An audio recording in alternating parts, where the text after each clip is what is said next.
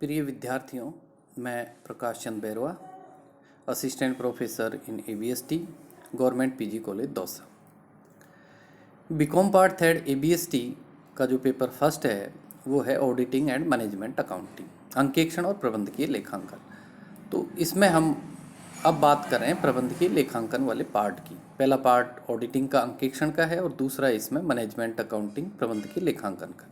तो हम अब बात करें प्रबंधकीय लेखांकन। और प्रबंधकीय लेखांकन में आज हम चर्चा करेंगे कि वित्तीय विवरणों का विभिन्न पक्षकारों के लिए क्या महत्व है। वित्तीय विवरण आधुनिक युग में बहुत ही महत्वपूर्ण प्रपत्र माने जाते हैं। इन विवरणों में विभिन्न व्यक्ति व संस्थाएं भिन्न भिन्न उद्देश्यों से रुचि रखते हैं, इसलिए वित्तीय विवरण उन सभी के लिए विभिन्न कार्य करते हैं। विभिन्न व्यक्तियों और संस्थाओं के लिए वित्तीय विवरणों का महत्व निम्न प्रकार है, जिसमें से पहला है विनियोक्ताओं के लिए। विनियोक्ताओं के लिए विवरणों का बहुत ही अधिक महत्व होता है। एक बार व्यावसायिक संस्था से संबंध स्थापित हो जाने के बाद उनका हित दीर्घकालीन हो जाता है और वे केवल शोधन क्षमता में ही रुचि नहीं लेते, बल्कि संस्था की लाभार्जन शक्ति और भावी विकास में भी रुचि लेते हैं। इन विनियोक्ताओं में हम अंशधारी और ऋण पत्रधारियों को सम्मिलित कर सकते हैं। अब हम बात करेंगे अंशधारियों के लिए। यदि विनियोक्ता अंशधारी है तो वे इन विवरणों की सहायता से ये ज्ञात करना चाहते हैं कि उनको विनियोजित पूंजी पर लाभांश किस दर से मिलेगा और भविष्य में इसके मिलते रहने की क्या संभावनाएं हैं। वे वित्तीय लेखों के आधार पर न केवल वर्तमान स्थिति व लाभार्जन शक्ति तथा प्रगति के विषय में ही ज्ञान प्राप्त करना चाहते हैं, बल्कि वे पूंजी संरचना में भावी परिवर्तन, भावी योजनाएं, भावी विकास की संभावनाओं के बारे में भी जानकारी चाहते हैं। वे कंपनी से मिलने वाले लाभांश की तुलना अन्य स्थानों में विनियोगों पर मिलने वाली आय से भी करते हैं और ये सब सूचनाएं वित्तीय विवरणों से ही प्राप्त हो सकती हैं। अगला है ऋण पत्रधारियों के लिए।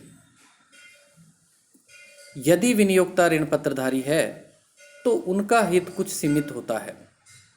वे वित्तीय विवरणों के आधार पर ये जानना चाहेंगे कि क्या उनके ऋणों पर ब्याज का भुगतान कंपनी बराबर करती रहेगी और क्या शोधन तिथि आने पर ऋण पत्रों का भुगतान पूर्ण रूप से कर सकेगी।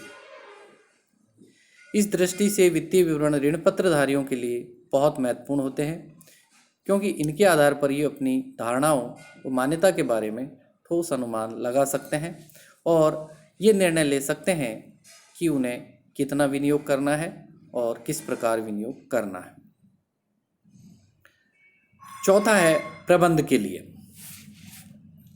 कंपनी के प्रबंधकों का कर्तव्य कंपनी को सुचारू रूप से चलाना एवं भविष्य के लिए योजनाएं बनाना होता है। वित्तीय विवरणों के आधार पर ही वे ऐसा कर सकते हैं। प्रबंधक को सुचारू रूप से अपनी क्रियाओं को संपादित करने के लिए अनेक प्रकार की विश्वसनीय एवं सही सूचनाओं की आवश्यकता होती है। किसी भी व्यवसाय के संचालन एवं नियंत्रण हेतु वित्तीय लेखा उसी प्रकार महत्वपूर्ण होता है जैसे एक सफल पोत चालन के लिए वायु मापक यंत्र या दिशा सूचक यंत्र और चार्ट्स महत्वपूर्ण होते हैं। पांचवा है बैंकों के लिए। वित्तीय विवरणों का महत्व बैंकिंग कंपनियों तथा अन्य वित्तीय कंपनियों के लिए भी होता है। कंपनियों को ऋण देते समय बैंक ये विश्वास प्राप्त करना चाहते हैं कि कंपनी को दिए गए ऋण पूर्ण रूप से भुगतान तिथि पर प्राप्त हो जाएंगे। अतः बैंक तथा अन्य वित्तीय संस्थाएं ऋण देते समय कंपनी की वित्तीय स्थिति, विशेषतः साख, शोधन क्षमता तथा लाभार्जन शक्ति के संबंध में विश्लेषणात्मक सूचनाएं प्राप्त करना चाहते हैं और ये सूचनाएं वित्तीय लेखों से ही प्राप्त हो सकती हैं। इस प्रकार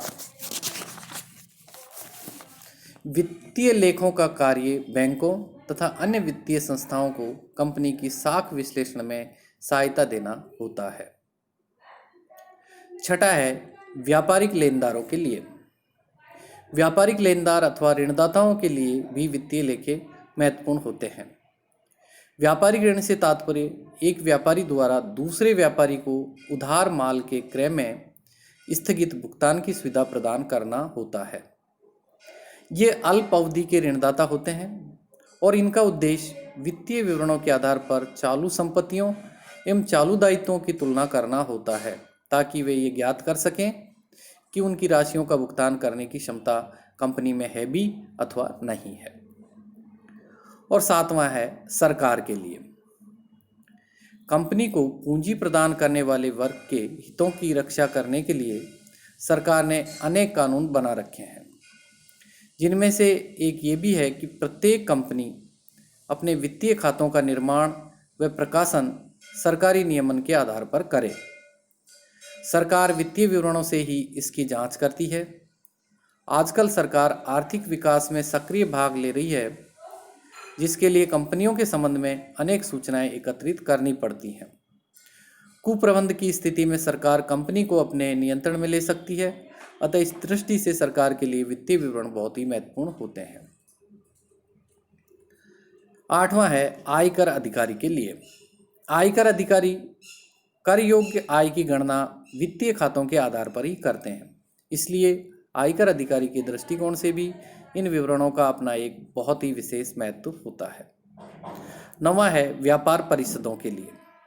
सामान्यतः एक उद्योग विशेष के लिए अथवा अनेक उद्योगों के लिए उद्योगों के मालिकों द्वारा अपने सामूहिक हितों की रक्षा के लिए व्यापार परिषदें गठित की जाती हैं, और ये परिषदें जो सदस्य होते हैं उन सदस्य फर्मों या कंपनियों के वित्तीय विवरण प्राप्त करके उनके विश्लेषण से उद्योग की प्राप्ति की प्रवृत्ति का अध्ययन करती हैं तथा विभिन्न फर्मों की आपस में तुलना करती हैं। 10वां है स्टॉक एक्सचेंजों के लिए। स्कंद विपणी केंद्रों पर सूचीबद्ध कंपनियों के अंशों व ऋण पत्रों का क्रय विक्रय होता है।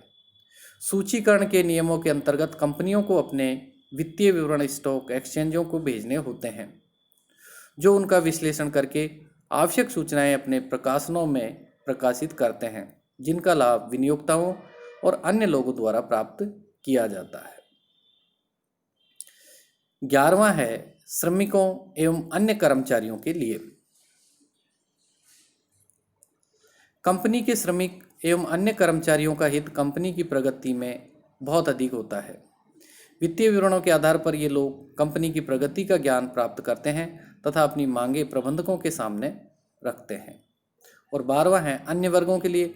इनके अतिरिक्त ग्राहक हो सकते हैं, समाज सुधारक हो सकते हैं, अर्थशास्त्री व राजनीतिक आदि के लिए भी वित्तीय विवरणों का बहुत अधिक महत्व होता है। इस प्रकार हम ये कह सकते हैं कि इन सभी पक्षकारों के लिए वित्तीय विवरण बहुत ही महत्वपूर्ण होते हैं, क्योंकि इनके आधार पर ही व्यक्ति अपनी रुचि एवं धारणा के विषय में ठोस अनुमान लगा सकते हैं।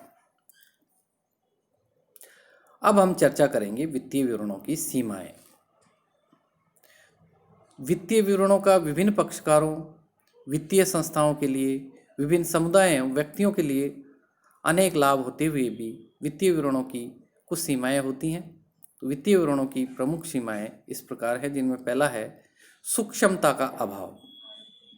वित्तीय विवरणों के तथ्यों में बहुत अधिक सूक्ष्मता नहीं होती है, क्योंकि इनकी विशेष सामग्री ऐसे मामलों से संबंधित है जिसे सूक्ष्मता से व्यक्त नहीं किया जा सकता है। ये तथ्य लेखांकन मान्यताओं व प्रथाओं पर आधारित होते हैं। वित्तीय विवरणों की दूसरी सीमा है गैर मौद्रिक तथ्यों का समावेश न होना। वित्तीय विवरण व्यवसाय का सही चित्र प्रस्तुत नहीं करते हैं, क्योंकि इनमें केवल मौद्रिक तथ्यों को ही सम्मिलित किया जाता है, जबकि गैर मौद्रिक तत्व भी व्यवसाय को प्रभावित करते हैं।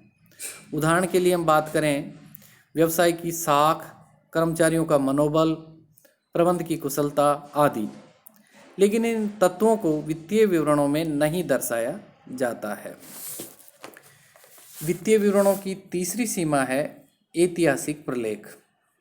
वित्तीय विवरण ऐतिहासिक प्रलेख होते हैं अतः व्यवसाय की वर्तमान स्थिति का सही चित्रण नहीं कर पाते हैं। वित्तीय विवरणों की चौथी सीमा है भूतकालीन घटनाओं पर आधारित। वित्तीय विवरण अधिकतर भूतकालीन घटनाओं पर ही आधारित होते हैं और ये भविष्य के बारे में जानकारी नहीं देते हैं, इसलिए बहुत अधिक उपयोगी नहीं होते हैं। वित्तीय विवरणों की पांचवी सीमा है ऊपरी दिखावे। वित्तीय विवरणों में क्या किया जाता है कि ऊपरी दिखावों का सहारा लिया जाता है और ऊपरी दिखावों का सहारा लेकर संस्था की स्थिति को वास्तविकता से अधिक अच्छा दिखाया जाता है। वित्तीय विवरणों की छठी सीमा है अंतरिम प्रतिवेदन। वित्तीय विवरण अंतरिम प्रतिवेदन होते हैं क्योंकि व्यवसाय के वास्तविक लाभ की जानकारी व्यवसाय के समाप्त होने के बाद ही जानी जा सकती है। और वित्तीय विवरणों की सातवीं विशेषता है मूल्य परिवर्तन को न दर्शाना। वित्तीय विवरण मूल्य परिवर्तनों को नहीं दर्शाते हैं, अतः विभिन्न वर्षों के वित्तीय विवरणों में दिखाए गए तथ्य तुलनात्मकता की स्थिति में नहीं होते हैं, जिनसे अच्छे निष्कर्ष नहीं निकाले जा सकते हैं।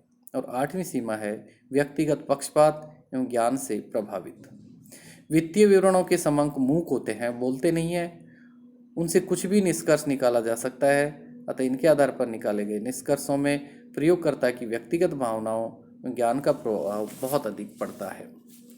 इस प्रकार ये स्पष्ट है कि जहाँ एक और वित्तीय विवरणों का विभिन्न पक्षकारों, वित्तीय संस्थाओं, समुदायों व व्यक्तियों के लिए लाभदायक है, वहीं उसकी कुछ सीमाएं भी हैं। इसलिए इन सीमाओं का अच्छी तरह से अध्ययन कर इन सीमाओं को ध्यान में रखते हुए वित्तीय विवरणों का उपयोग किया जाना चाहिए, जिससे संस्था के लिए अधिकाधिक लाभ प्राप्त किए जा सकें। तो आज हमने बात की वित्तीय विवरणों का विभिन्न पक्षकारों के लिए महत्व और उसके बाद हमने चर्चा की वित्तीय विवरणों की सीमाएं। तो आज के लिए इतना, सभी के लिए सभी का धन्यवाद।